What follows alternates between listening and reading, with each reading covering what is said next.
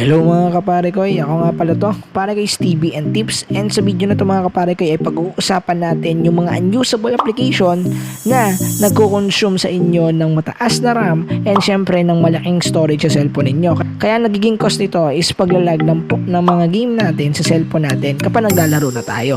So itong tutorial na ito yung ginawa ko for aware yung mga Kaparekoy, no? So kung gusto nyo malaman kung ano tong mga application na tinutukoy ko, pag-usapan natin yan dito sa video na to and gawin nyo na ang pag-uninstall nito. Kaya kung gusto nyo itong malaman, just keep watching din magsisimula ng tutorial kapag katapos ng intro. Let's go!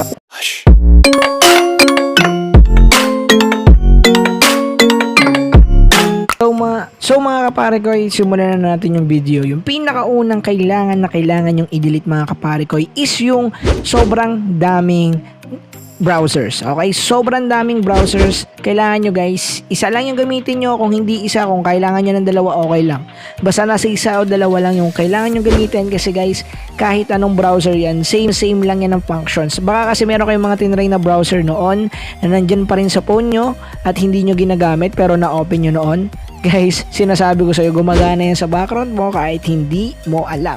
Para sa mga hindi nakakalam mga Kaparekoy, si Chrome ang isa sa pinakamalakas kumain ng RAM sa PC at syempre sa cellphone natin. Kaya maraming naglilipat sa ibang browser. So recommended ko kung ayaw mo nang gamitin agad si Chrome ngayon dahil nga isa siya sa pinakamalakas kumain na application sa RAM. Kasi nga in terms of RAM consumption is kapag mababa yung RAM mo, syempre bigla kang lalabasin sa game o kaya malag ka sa game. Ayun yung mga pwedeng reason or pwedeng scenarios na mangyari sa'yo. So kung ayaw mo na kay Chrome, recommend ko guys na i-download nyo si Brave browser. So akin guys, meron akong Brave browser dito kasi ito yung ginagamit ko sa next or do sa isa natin channel, which is dito ako nag-upload. Anyway, isa rin to sa pinaka-safest na browsers na magagamit mo ngayon dito sa ating app market, which is madadownload nyo tol sa Play Store. Okay?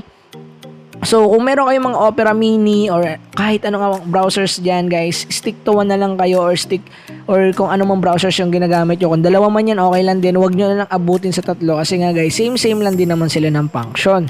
Meron lang sila mga extra features like security, kagaya nito ni Brave Browser, kaya nagustuhan ko siya. So, kung gusto nyo ng same for searching lang naman, wala naman kayo kailangan gawin guys, recommend ko na lang si Brave Browser kasi hindi siya malakas kumain sa RAM at hindi din siya ganon kalakas mag-consume ng battery or ng processing power, which is mas maganda siya kay Chrome. For me.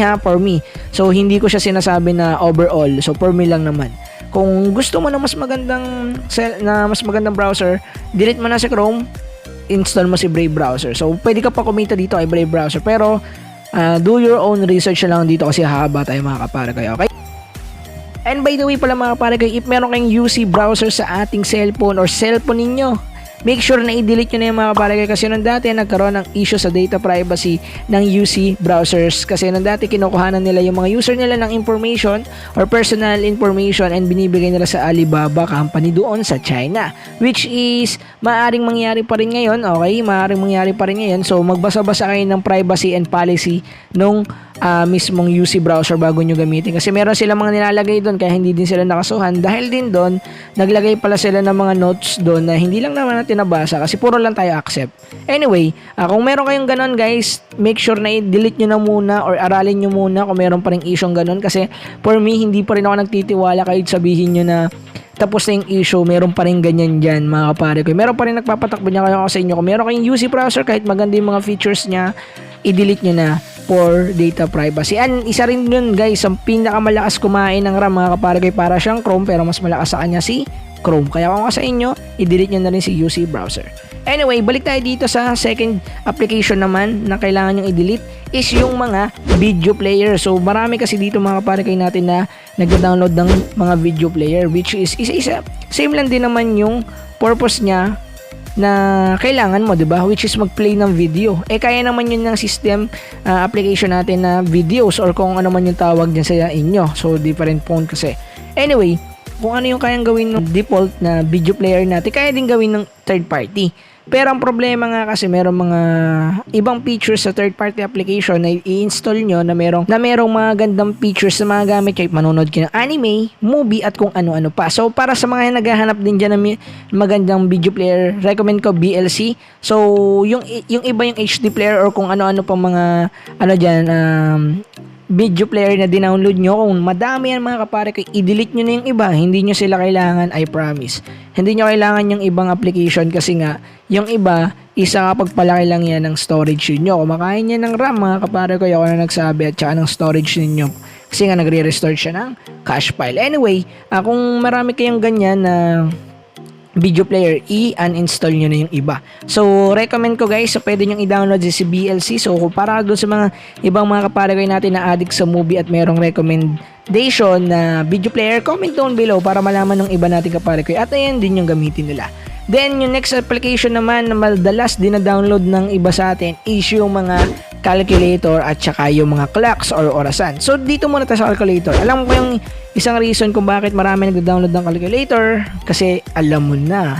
Anyway, dahil nga doon sa ganong features na pwede ka magtago ng mga files doon sa Play Store, sa calculator na yon mga Kaparekoy, para sa akin i-delete nyo na useless lang din naman yung iba. Okay? So, kasi minsan maraming nagda-download tapos pa iba-iba pa. Isa lang din naman yung features na gusto mong hanapin sa application, which is mag-hide ng videos or ng photos or ng audios. So, kung isa lang naman yung hinahanap mo, mag-stick to one ka na lang doon sa pinakamaganda. Huwag ka na gumamit ng kung ano-ano pang mga hiders. Kasi isa lang din naman yung gusto mong kunin, which is yung pag-hide. Syempre, make sure lang na mas okay yan sa phone mo. Kasi nga kagaya ng sinabi ko, merong ibang application na okay sa iba, pero hindi okay sa iba. So, dapat make sure na lang kung mas okay yan sa phone mo, yun na lang, stick to one. Huwag ka nang mag-install pa ng iba. So, uninstall mo na yung iba na meron ka. Like, halimbawa, madami, mga nasa 3 or kaya 2. Uninstall mo ng isa o kaya yung 2 doon para mas mapagana mo yung phone mo ng mas maayos.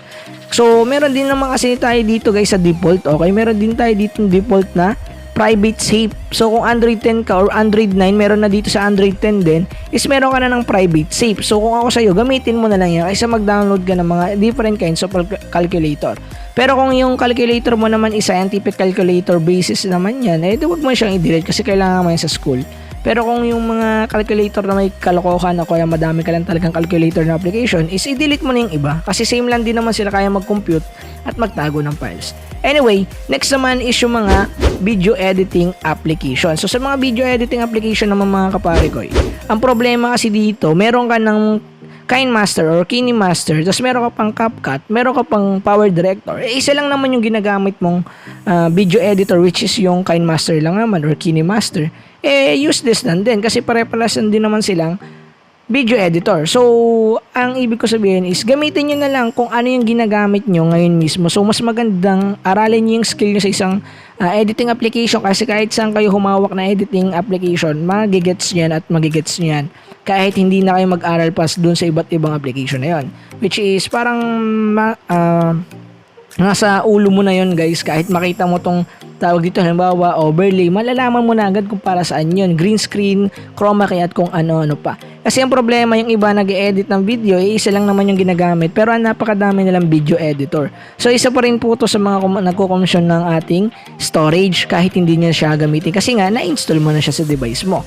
So make sure na ma-uninstall mo yung ibang mga video editing software mo.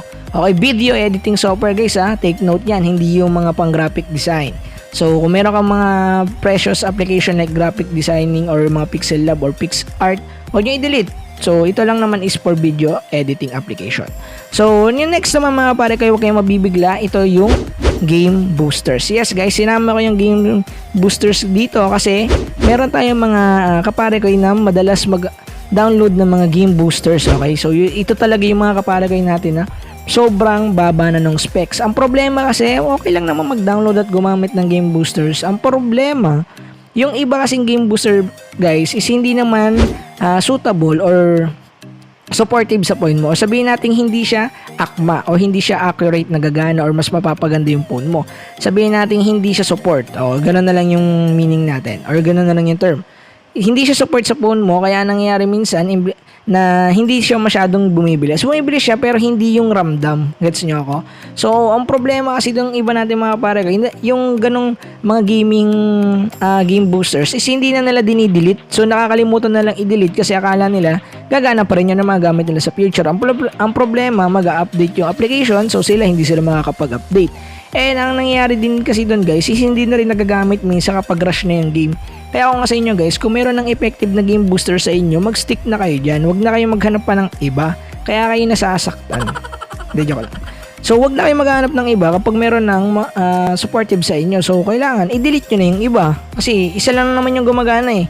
Isa na lang yung gamitin nyo. Same lang din naman sila ng features. Pero yung iba, meron talaga mga application na mas may high feature, malulupit na features talaga na hindi kayang ibigay ng ibang application. Pero ang problema, hahanapin mo nga kung ano yung support sa yung application. So, kung hindi support sa yung isa, wag mong ipilit kasi meron pa namang parating or meron pa namang ibang mga game boosters na parating. Kaya ako, nag-update talaga ako ng game boosters sa channel kasi ngayong ibang Kaparekoy natin nagre-request, sabihin nila, Lods, hindi po supportive sa akin, Lods, meron po problema, mga ganyan. Kaya yun yung ginagawa ko ng tutorial.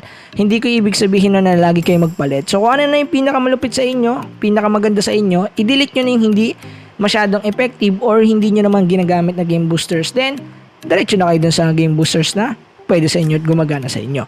So, yun lang yung tutorial natin for today mga Kaparekoy, no? So, ito lang yung iba pang mga application. So, napakadami pang mga application dito. So, para dun sa sinabi ko kanina, common sense lang yung ating mismong content ngayon. So, common sense lang kung ano yung mga application dito sa cellphone nyo na hindi nyo na ginagamit, uninstall nyo lang lahat yan mga Kaparekoy. So, bakit ko nga ba ginawa yung content, guys? Para magpaalala at para ipaliwanag sa inyo kung ano ba yung mga pwedeng makuha nyo sa pag-i-store ng mga hindi naman ginagamit na application or unusable application. So, kagaya na sinabi ko, from consumption at saka storage din. So, yeah, kung ako sa inyo guys, i-delete nyo na yung mga nasabi ko at yung mga hindi nyo rin ginagamit dyan mismo sa phone nyo.